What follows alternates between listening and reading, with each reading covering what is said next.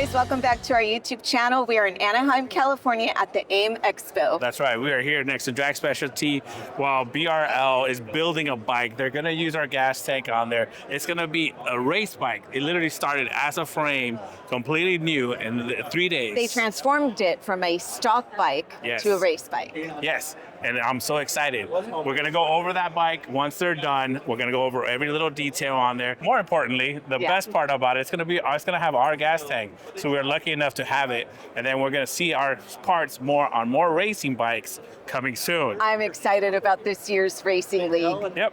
So stay tuned to our YouTube channel, and Jessica, let's walk around and let's see what it is. Check it out.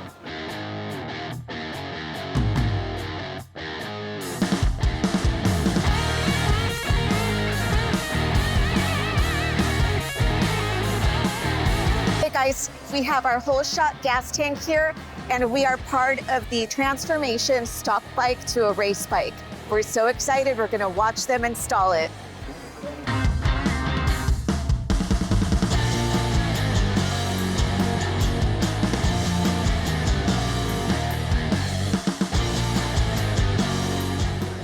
They just installed our whole shot gas tank. It completely transformed the bike into a race bike. All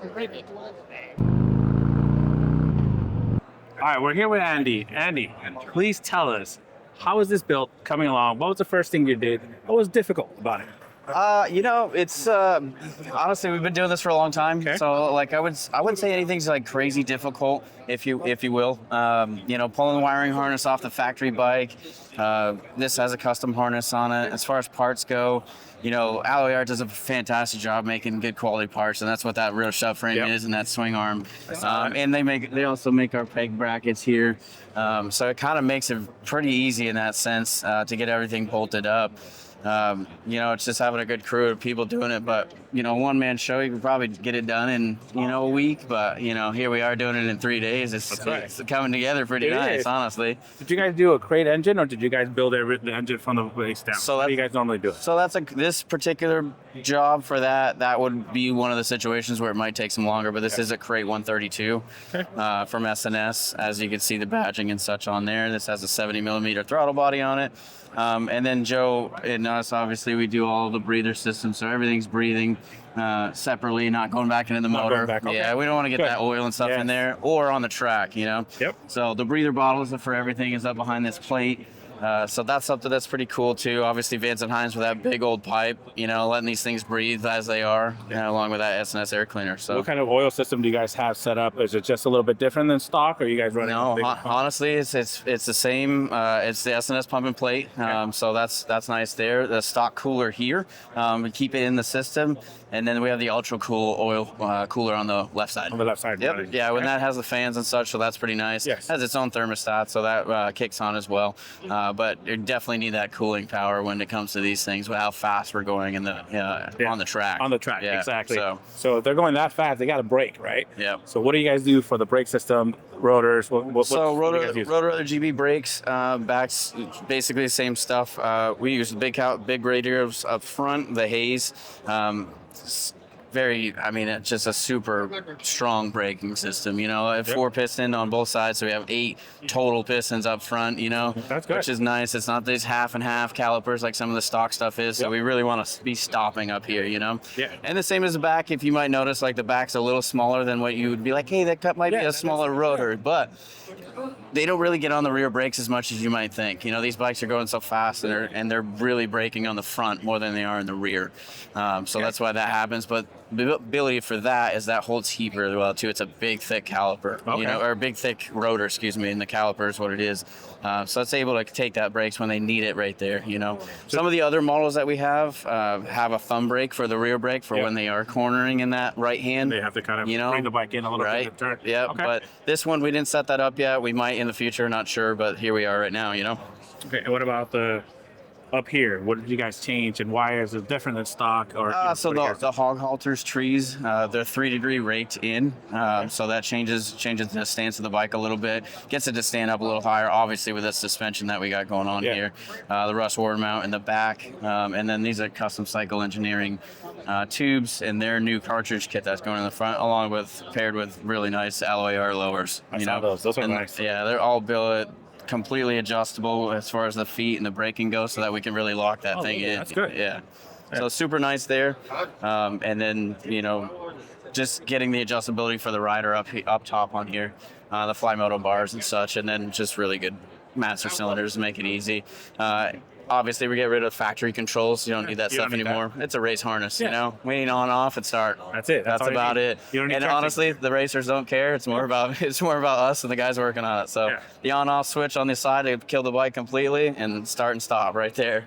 Okay. Yep. Have you gone on the racetrack yourself? Have you taken out this bike to a race? I haven't taken out this one particularly. This one's brand new. Yeah, for sure. But... I've ridden it out on the streets when we were trying to do some diagnostic stuff. Last year, Michigan was a big one where we had an issue with the Jake's bike, and turned out to be more of a transmission than a tuning issue. We had a couple transmissions happen last year, so that was kind of funny. But as far as this one, not particularly, but that same motor, this is actually a platform that's in a lot of stock, customer bikes back at the shop. So that's pretty cool. So speaking of transmission, are you running what transmission are you running? What are you running in? They're honestly the stock 6 speeds. Really? Yep. So, they're cryo heated and such, but it's still a stock Harley Davidson 6-speed. So it's not a Baker, not anything crazy there. Really? Yeah. I didn't know that. Yeah. And then we go to the other side. We got the primary. What do you guys do in the primary? Yeah, so the primary is obviously it's considerably different. You can see that. What's nice about this is for quick changes for us. If we end up smoking out a clutch, this cover pops off super easy right here. You can take out the whole clutch. Take the clutch out. Oh, that is really nice. Technically, without losing fluid. Now, granted, we do change the fluid, but it's easy with a fill here. Sight glass as well. But that just allows, and it's aluminum too, so it's going to draw heat out a lot better than a factory, primary cover would. Also giving us that better lean angle too. So, that's one of those things you almost don't think about. You know, it's like, yes, the bike's up this tall, but we still need all that lean ability. So, yeah, you do. Yep. And then they run with the full bags. They run with lids. Yep. You got a lot of fiberglass on here. There's a few carbon fiber parts too, make it a little lighter. The bags, the lids there, a couple pieces make it aesthetically it looks really nice too, and that's kind of fun. Even though it is a race machine and it's a workhorse, right? It's the Clydesdale, if you will, right? Exactly, it is. So but it's still nice to have a good bridle on them, if that makes sense, It's kind of cool there. But no, this is awesome. Well, thank you. Absolutely. For giving us that little interview. Absolutely. And I wish you guys the best. And thank you so much. We'll see you guys whenever you guys are race and stop by. We got a good schedule going this year. Yeah. Hopefully, maybe add another one, but it'll be a fun year. Yeah, I know. I'll be there for maybe 2 or 3 of those. Beautiful. Awesome. So look forward to seeing you, dude. Yeah. Take care. Awesome. Hey, I'm here with Joe, the owner of Suburban Harley Davidson. He's also the Bagger Racing League race team, what would you say? Manager, organizer. Everything that has to be with it. Transformation guy? Yeah. So how did you get involved with that? Just 5 years ago, I guess, met up with Rob Bidos, and I liked the idea of bagger racing, and kind of jumped in with both feet and been there ever since. So have you ever raced? I've raced years ago, dirt track, and then as a team owner and mechanic and stuff, we raced road racing XR 1200. So we've been racing our whole.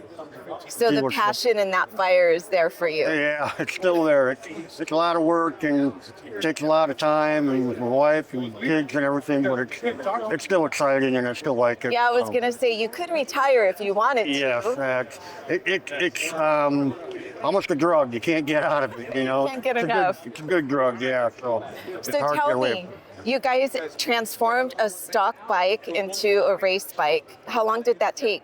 So this is the third one we've done at shows between MVP and this show here.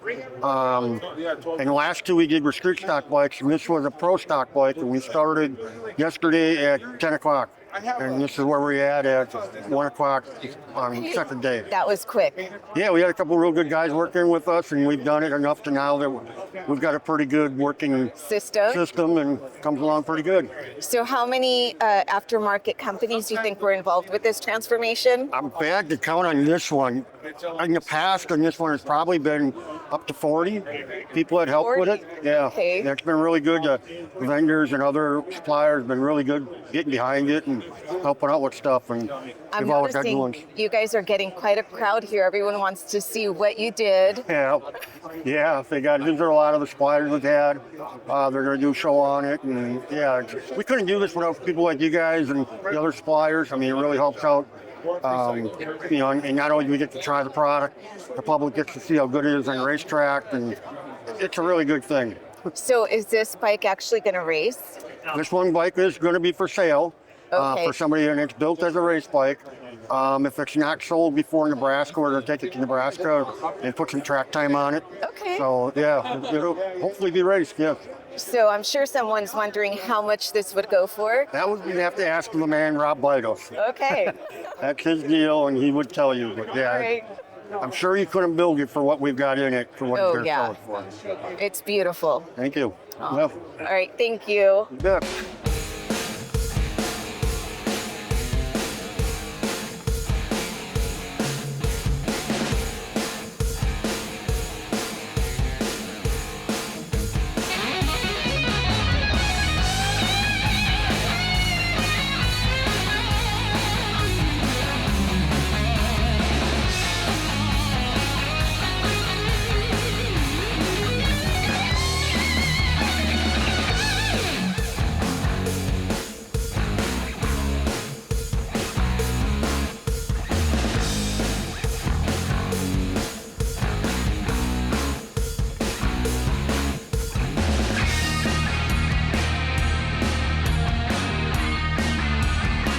And guess who I just grabbed? Rob, owner of BRL. Tell me all the excitement. What's going on here? Well, thanks, Jessica. Over the last couple of trade shows that have been out there, we've decided that building a race bagger so that everyone can see the components and the time and labor that goes into it would be a benefit. Well, it's been such a benefit that we're building our fourth bagger. Some of the most extreme components that have ever been developed for performance baggers are being displayed on this bike. And we were super excited to have not only the bike be able to be built here at Advanblack, but so much of the industry's right here. And I think we just kind of showed everybody how many of us are here, and they better get ready. We're probably coming to AIM in 2027 and just taking over. You think? We are. That's exactly how we do it. We're not short stepping here. We're going up to the top rung. So join us and follow us in our journey as we are going to be the 2026 series of the year. And we're looking to fill up our entire calendar with some of the best products and companies. So please be part of the action. Give us all a follow, right? That's right. And we're going to keep you guys all in the loop. Have a great 2026, and we can't wait to see you at the racetrack. You know, going fast is one thing, but slowing down, that's the most important thing out there. You got to make the corners, you got to make those passes, and Hayes Brakes out of Wisconsin is what the BRL relies on to make sure these incredible bikes are under control. Absolutely, you said it. We've been working with Joe and this race team, Beggar Racing League, for the last couple of years, and even longer with Joe specifically. Hayes Brakes, out of Mequon, Wisconsin, we're headquartered. We've been making brakes for about 80 years. This is our newest launch to the aftermarket and into the race world, called the Hayes Alpha Caliper. It's a 4-piston opposed radial mount fixed caliper, and it comes from years and years of iteration and testing at the racetrack. It's one of our top performing brakes in the power sports industry today.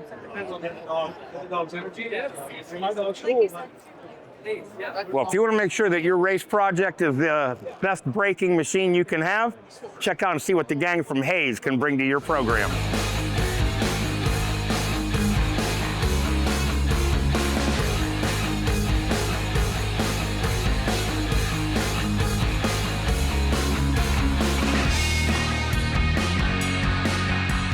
Hey, this is Rob Bitus, and we're here at the AIM show. Anytime you're at these big events, you never know who you're going to run into. Well, last year at Vegas, the godfather of freestyle, Mike Metzger, came out and lit the crowd up on an XR 1200. He's looking for a bagger. He wants to get out there and mix it up. How's it going, my friend? Happy New Year. Well, Happy New Year to you. It's a great new year. I see you guys are working on my bike for this year. Let's show up, rip everyone a new ass, you know what I'm saying? Like, I'm excited to get out there and haul ass on a bike. Harley Davidson's such a good thing. I can't wait. You know, one of the great things he's been doing, honing his skills on the electric bikes, doing motocross. But man, you took to that XR1200 like a fish to water. Now we need to get you on the big bagger. I'd love to. I thought I had a ride in the works, but unfortunately that fell apart. So I am kind of keeping my eyes and ears open for something. Like I said, I'd love to get out there and rip one of these baggers this year for the Baggers Racing League Series and see what I can do. I want to be out front on one of these Harleys. Well, folks, if you want to check out more, make sure you stay tuned to what we're doing at the Bagger Racing League. Give Metz another follow. I'm sure you got 1 million followers already, but thanks for stopping by. Right on, Rob. Yeah, check me out at Mike Metzger on Instagram. All right, so they finished all the bike. The bike is all put together. Now they're just putting some stickers on there, some of the sponsorships. But just take a look at this beautiful baby right here. All the way from the front to the rear, the engine, everything is ready. It went from a completely stock bike to a complete race-ready bike. Not just some kind of race, like full professional race bike. All within 2 days, 2.5 days? 2 days. There you go, see?